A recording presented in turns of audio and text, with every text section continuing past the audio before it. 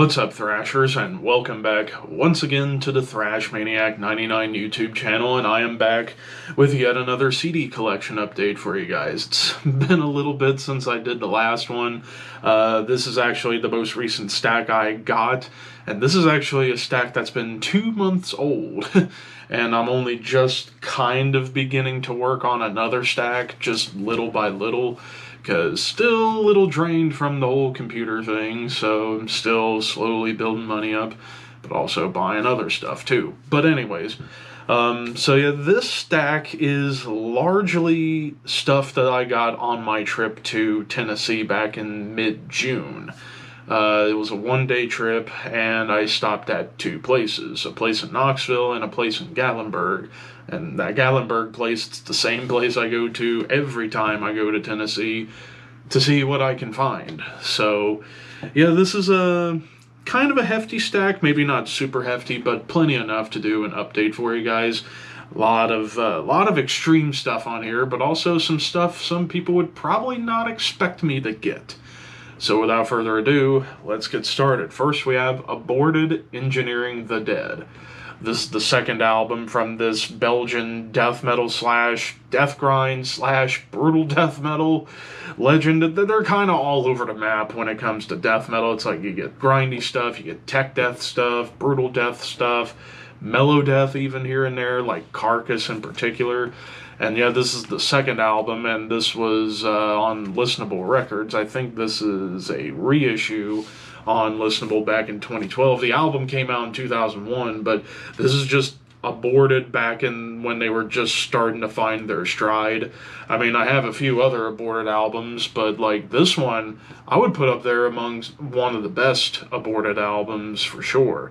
I mean, a lot of these songs just rip and are packed with a punch. Like To Roast and Grind, Hailed Through Her Cunt, or Nailed Through Her Cunt, the title track, Skull Fucking Crescendo, Exhuming the Infested, and even a really cool cover of Napalm Death's Suffered the Children. Like, there's some really cool, like, bonus stuff on here, too. But yeah, this is a killer album, and I know Purity of Perversion is their debut, but it was pretty rough around the edges. I think this is where Aborted truly became Aborted, and this started their long ascension up the rankings in terms of extreme metal as a whole. So, yeah, if you're a fan of Aborted, chances are you've probably already heard this, but if you're not familiar with Aborted and you want bands to compare to, oh geez, there's a lot. I would say if you like Carcass, I would also say like Suffocation, Dying Fetus, Exhumed, Impaled, and even like bands like Decapitated, I'd say check out this album. This is really, really good. Next up, we have Acid Bath, 1993 to 1996 demos. This is a compilation of demo tracks that Acid Bath did for both of their albums, When the Kite String Pops and Pagan Terrorism Tactics. And yeah, these were just like rough draft demo tracks from those two albums. I have to say, though, for demos, I mean, this was a compilation put out by Rotten Records in 2005, long after the band broke up, but I assume that whoever put this together cleaned up all the mud for the most part, because these demos actually sound unbelievable, especially the demos for the songs on When the Kite String Pops, like the demo versions of Jezebel and God Machine, Dr. Seuss is Dead, and God Machine. Like, those versions are really cool. Even the version of Bleed Me an Ocean is pretty good on here too. So yeah, of course, so now I have everything Acid Bath ever did. And funny enough, I think I bought everything from Acid Bath at this record shop in Gatlinburg. So they had to have a ton of Acid Bath. In fact, whenever I bought this, they still had copies of the other two albums. So Gatlinburg must be a hotbed to get some Acid Bath CDs if you need them. So if you love Acid Bath, you probably already have this, but if you don't, check it out. This is actually a really good compilation. Next up, we have Defeated Sanity, Passages into Deformity. This is the 4th studio full-length from this German technical brutal death metal band. Probably one of the biggest legendary bands of that fusion of tech death and brutal death. And this particular version's really cool because it comes with a DVD which has like interviews and a making of the album and all sorts of really cool stuff like gear reviews and such. But the album itself, there's a reason why a lot of people laud this as one of the biggest and best tech brutal death albums ever made. I mean, listening to this, it is packed full of insane guitar work, unbelievable drumming, even the bass work is really, really technical. Like, everything about it is technical, but still get some awesome brutal death breakdowns and grooves. It's almost like if you took, like, the fast parts of bands like Nile, mash it together with, like, the groove and the chug and the brutality of Suffocation. Like, these guys are considered German Suffocation. Like, you go on to the archives to look at Defeated Sanity and go to similar artists, Suffocation's the top band listed. But also like Disgorge, and I'm talking the American Disgorge, but also like Deeds of Flesh, Cryptopsy, a lot of bands. But yeah, this is a killer album, and I need to get more Defeated Sanity. I might get the rest of their discography if I can find like even the debut album and Psalms of the Moribund, but like the recent stuff I probably have no problem getting. So yeah, if you love Suffocation, Nile, Deeds of Flesh, and American Disgorge, check out Defeated Sanity, and this is actually a really good place to start. Next up, kind of relevant since I just reviewed their new album yesterday, in terms of the timeline on the channel, Deftones with White Pony. This is the 3rd album from this Sacramento legendary alternative metal band. Although this is probably the big breakthrough for Deftones and arguably their best album, at least according to a lot of their fans. And there's a good reason. This is a wonderful album. This might be the last one where you could really give them the nu metal tag at the time, because this was where they started to shift their sound a little bit away from nu metal and more towards where they are currently, which is just alternative metal, which is just, in their case, it's metal mixed with all rock and shoegaze and like post-metal even a little bit, because it gets like into the loud, quiet, loud dynamic a lot of times. But I mean, great tracks like Back to School, Digital Bath, Elite, Korea, Passenger, and of course Change in the House of Flies, which I know that song still croons a lot of ladies, and for good reason. But yeah, I'm glad that I got this. I still need to get more into Deftones, like later stuff like Saturday Night Wrist and Diamond Eyes, like that particular run. But still, I'm happy I have White Pony. If you haven't checked this out, give it a listen. Next up, and a funny thing is, I think I got this one by accident, and I thought I already had this album, but I didn't. Because, little backstory. In the last update, I showed off the Enslaved compilation of their debut album and the Hordensland EP, and how I was supposed to have gotten a copy of that earlier in the year because I had ordered it, but whenever they sent it to me, they sent me this instead. And I thought I already had this, but it turns out I didn't. So, actually caught a lucky break, which is Enslaved Eld. This is the 3rd album from this legendary Norwegian, at this point still black metal band with the Viking imagery and lyrical themes and all that stuff. This is before they shifted towards prog black metal. But even at that, you still get some prog touches on here. I mean, I go more in depth about this in the ranking I did for Enslaved, but I wanted to show this off and tell that story because I thought it was pretty funny. While this was kind of in the middle, maybe in the lower tier in the ranking, it's still an amazing album. I mean, 793 to Battles of Lindisfarne, and because thankfully they got the titles in English on one side, so The Man from the Hordaland, Sacrifice to the Elves, Forgotten Fire. Awesome songs. So if you love Enslaved, you better have checked this out. All right, now the next four albums are all from the same band. So to get all that started, all of these albums are from the band Hate.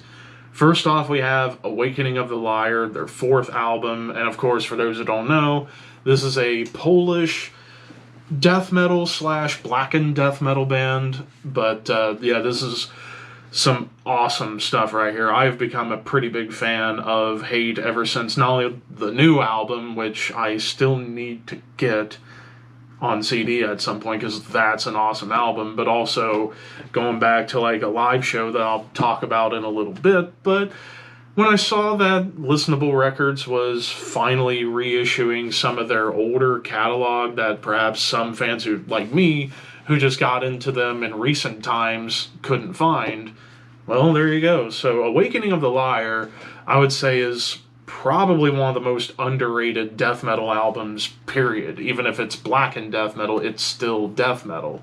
I mean, I've listened to a good chunk of this, courtesy of the live album I'm going to be talking about in a little bit, but, I mean, tracks like Flagellation, Immolate the Pope, The Shroud, The Scrolls, the title track, Spirit of Gospel, Butterfingers over here on my end, as the liner notes just fell out. Alright, I got that fixed. But anyways, yeah, this is a killer album right here. And then to follow that up, we get their fifth album, Anaclasis, A Haunting Gospel of Malice and Hatred.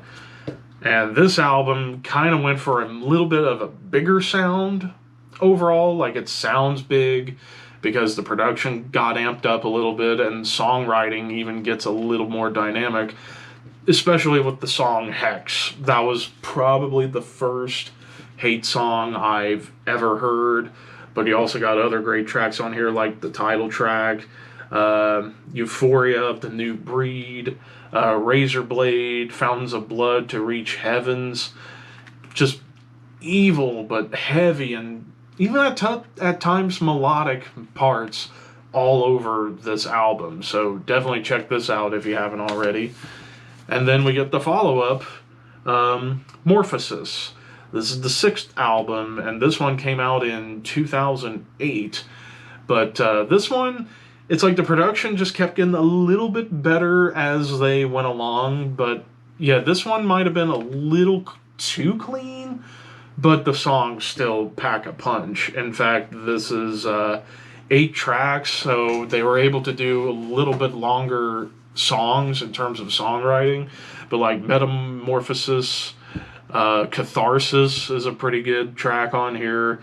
Erased, Omega, like, yeah, just another consistent offering from probably one of the most consistent bands out of the entire Polish extreme metal scene as a whole.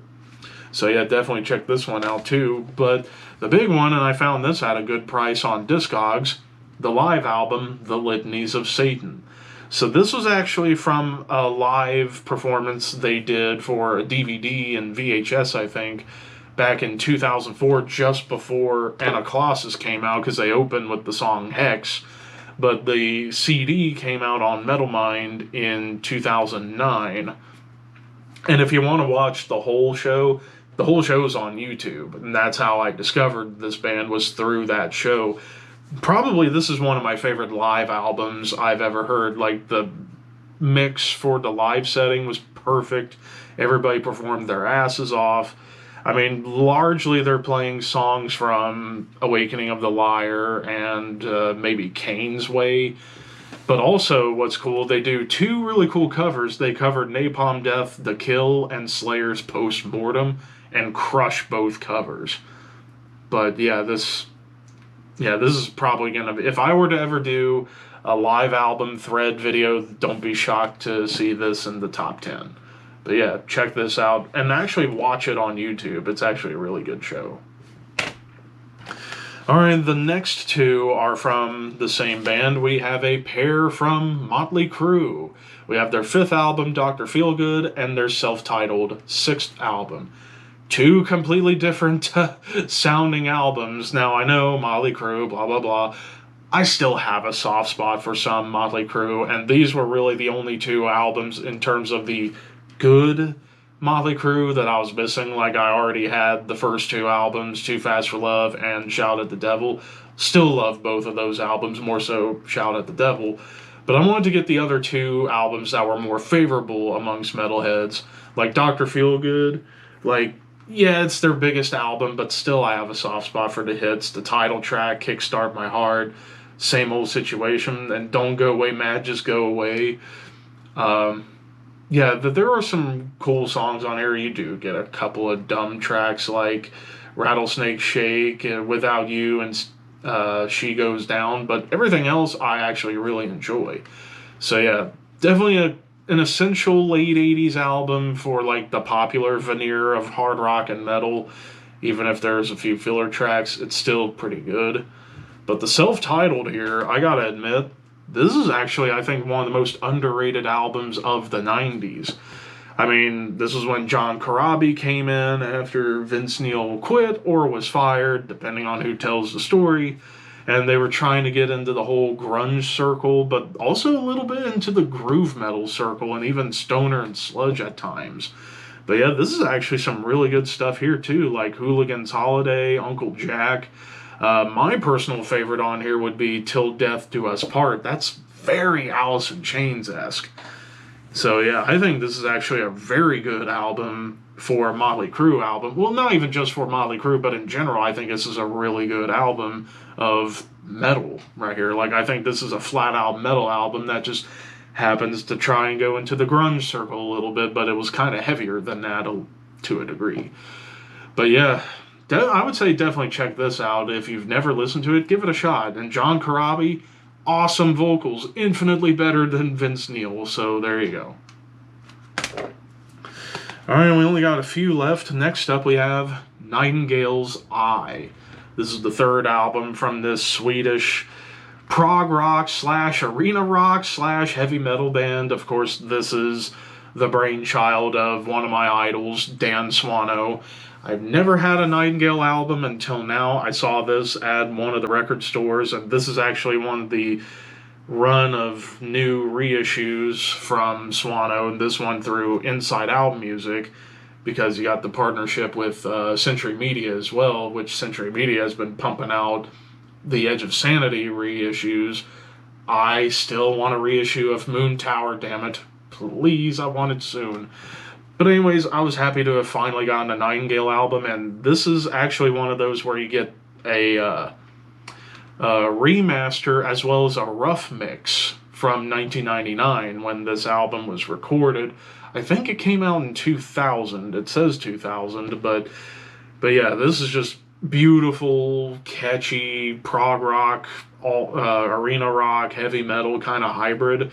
And this is all clean vocals by Dan Swano, and Swano showcases his range in a huge way, not only on this album, but across the board in Nightingale's material. So I would say bands to compare Nightingale to, man, that's actually kind of tough.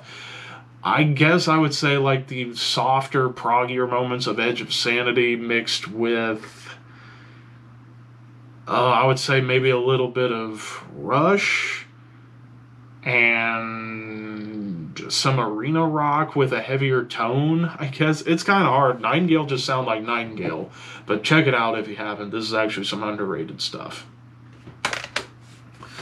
Next up we have Savatage, Gutter Ballet. This is the 5th studio full-length from this legendary Tampa-based classic heavy metal, US power metal, progressive metal band.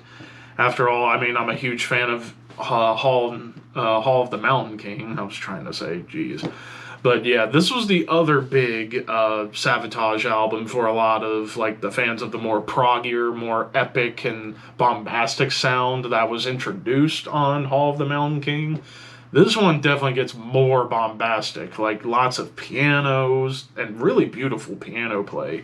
But you still retain what Savatage was all about from the very beginning and where they were evolving to kind of blended together. Like the title track in particular, such an amazing song. It does feel like an 80s song, even though this was released in 1990. It was recorded in 89. I believe at More Sound. They might have been elsewhere. I'm not sure. I'd have to look back into that. But still, like, even like getting into like borderline thrash metal at times whenever they get into like faster sections across the board. But yeah, I still need to get perhaps a couple of more Savatage albums, especially from their classic run. Like I have the debut Sirens and Hall of the Mountain King and now this, so I gotta dig deeper to figure out like what other great album from Savatage I need to get. But yeah, check this out if you haven't in a long time or at all. Listen to some Savatage. The penultimate album we have here, and this is going to be a bit of a tricky one, Sepultura Roots. This is the 6th studio full-length from these Brazilian metal legends. Of course, I'd say everybody should know about this album's existence. How you feel about it varies from person to person. And of course, this was the final album of the Max Cavalera era of Sepultura before he left. But I always wanted to get it to kind of complete the Max era, even if it is my least favorite of the Max Cavalera period of the band. But I don't think it's a bad album. I will say it is unnecessarily long. Like, it's almost 75 minutes.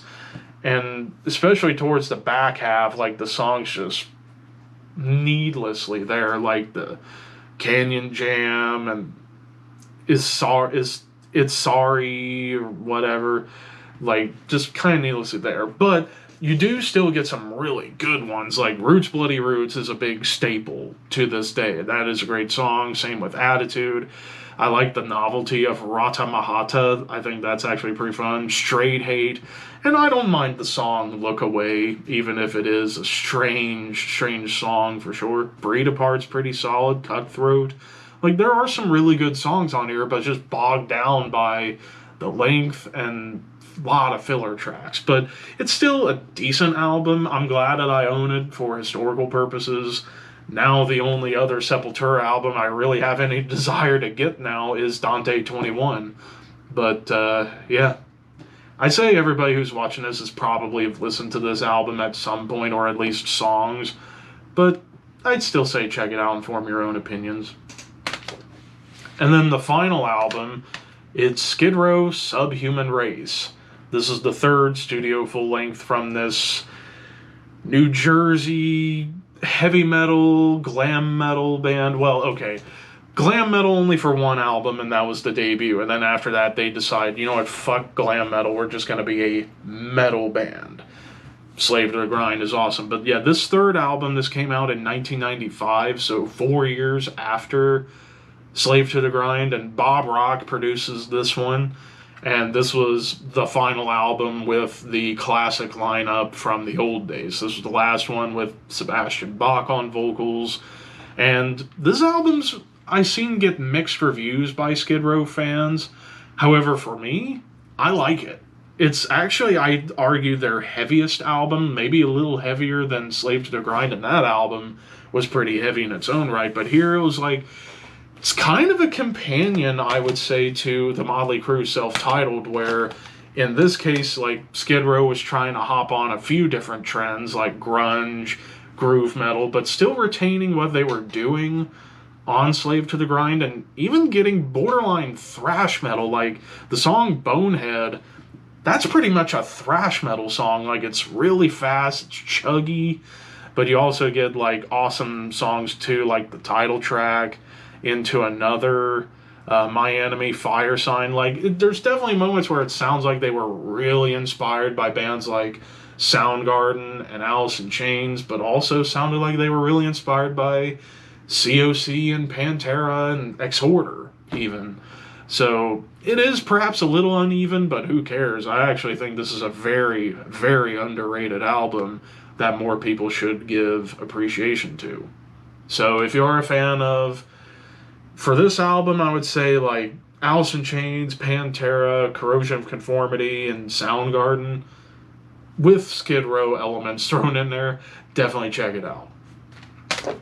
And that will knock out yet another collection update for you guys.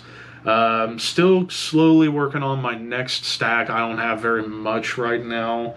I'm slowly getting back into the game a little bit. It's just, again, doing the whole thing with the new computer kind of wiped me out a little bit, and I'm still in the process of building up money again to get whatever I need.